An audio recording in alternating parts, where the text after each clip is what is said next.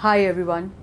As you must know, there was a terrible massacre in Bastar in Chhattisgarh last week when 18 tribals were shot dead on the night of 28 June by 3 teams of the CRPF.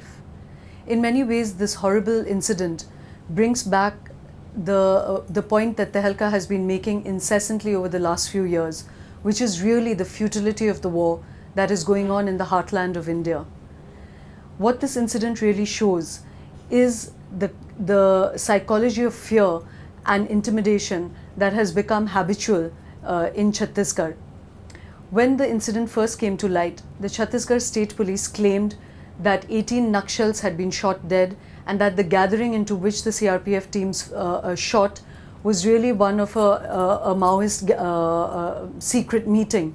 But as protests rose from the ground, the story began to shift. What was unearthed was that there were several miners that were killed in this encounter, and also that none of these really were known Naxals. The state changed its story to say that there were 3 or 4 Naxals that had been shot, the rest were innocents. The Home Minister P. Chidambaram apologized for this. The DG of the CRPF, Vijay Kumar, acknowledged that they had no idea who they were shooting at in the middle of the night. And that story has kept shifting. There were 6 Jawans who were also wounded in this firing on the night of 28 June. The first story was that 6 of them had been shot by the Maoists, but now it appears that only 2 of the Jawans have bullet wounds, and they seem to be from splinters that could have arisen from firing within the villagers group. But the key question that has to be asked is, what was the nature of the villagers gathering that night? Now, this is a question that really unravels much of the complicated story of Chhattisgarh and the Maoist state conflict. The gathering was not in the middle of the forest. It was a gathering of villagers who had come together for a pre-sowing ritual at night. It may have been called by a group of Naxal leaders, and if that had been true, then the villagers would have had no choice but to go for the meeting. The CRPF teams were actually headed somewhere else by official admission to a place called Siljar, where they had been tipped off that there was a Maoist gathering meant to happen. They apparently chanced upon this gathering. The crucial thing to remember is it was in a village square. It was not in the middle of the forest, and even if there was provocation of 1 or 2 shots fired from this village group, the ideal thing the CRPF should have done was to fall back, knowing that this is a village gathering in a village square, not a meeting of dreaded Maoist commanders.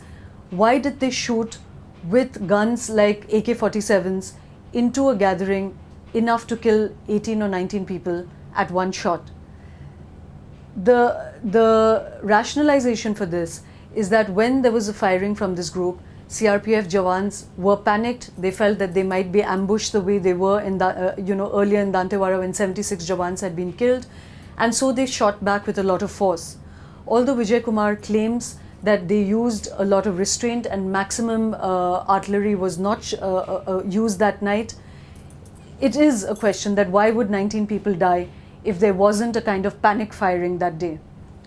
The injuries of the villagers also show that there were 3 or 4 bullets in people's bodies, which shows a kind of indiscriminate firing. As many other incidents like this have died out, this too will eventually fade out of people's minds. But it leaves a very, very crucial change in vocabulary that must come about on this conflict. Very often, and I personally have met many stakeholders in this conflict, from the army that many parts of the Chhattisgarh government as well as the central government want to pull into this conflict. So I have been witness to what army generals are saying about this. We have spoken to CRPF commanders, to CRPF Jawans, to CRPF DGs, not just Vijay Kumar, but to DGs beforehand. And of course to a lot of villagers, also with Maoists, activists. So in many ways one has spoken to all stakeholders. And there are 2 or 3 crucial points that arise out of this. One is that the vocabulary around this conflict is wrong. A lot of military action that is taken here is taken under the guise that we are fighting terrorists, that we are fighting militants, and that there are danger zones across the country which are red corridors. In many ways, this incident shows that this entire vocabulary itself is wrong. These are not red corridors, they are grey zones. It is impossible for anybody, including journalists and activists and villagers themselves, to tell who is a Naxal and who is not. Very often in faraway urban centers, one imagines these zones to be highly militarized, highly, sort of traditional conflict zones where you can tell who the enemy is, who they are and who we are, and all those traditional propaganda that goes around war. But the truth of the matter is that this is a very, very complex conflict. You cannot tell who is a Naxal unless you see them in fatigues or you know them to be a Politburo member. What you have around that is a very indeterminate nature of people who have either taken up arms, see themselves, who are part of the Dalams or who are part of the Jan militia, but do not see themselves completely as Naxals at war with the state. They see themselves as defending their own land, defending their own livelihood, defending their own right to life, and do not understand this as an ideological war. There are others who give circumstantial support to Naxal commanders or to Naxal groups moving because they have no choice. There's a tacit sort of support for them because they feel they stave off the forces of the state.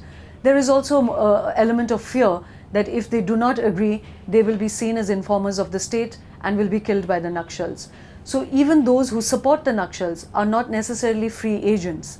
There are those who do support the Naxals because they have felt the wrong end of the state and do not feel stakeholders in Indian democracy, feel that they lie outside the purview of the Indian state, and see the Naxals as natural protectors, as political affiliates, and may be sympathizers of them. So when the CRPF attacks villages, or when SPOs attack villages, what they're really killing or arresting or jailing is this are people in this grey zone. Very rarely when a genuine Naxal commander or political bureau member is picked up and treated fairly, put into jail, treated as a political arrest, very rarely is the kind of outcry that one sees when innocent civilians are killed and passed off as Maoists. So one I want to really emphasize is the fact that this is not red corridors but grey zones.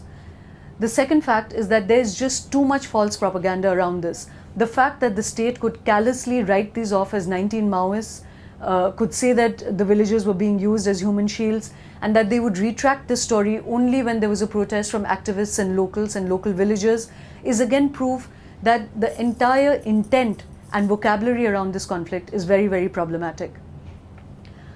Personally, and as the Tehelka's position that has reported very, very intensely from these regions, is that this war is a doomed one.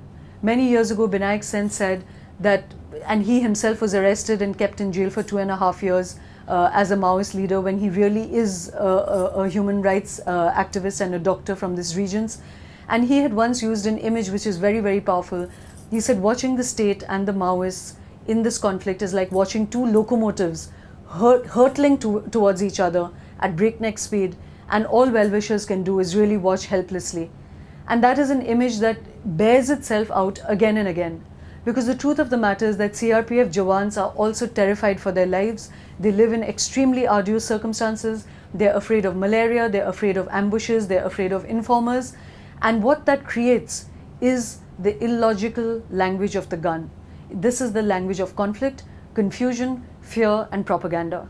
And that is why this war is a doomed one. It is also an unjust war because the roots of this lie in the structural violence of the Indian state.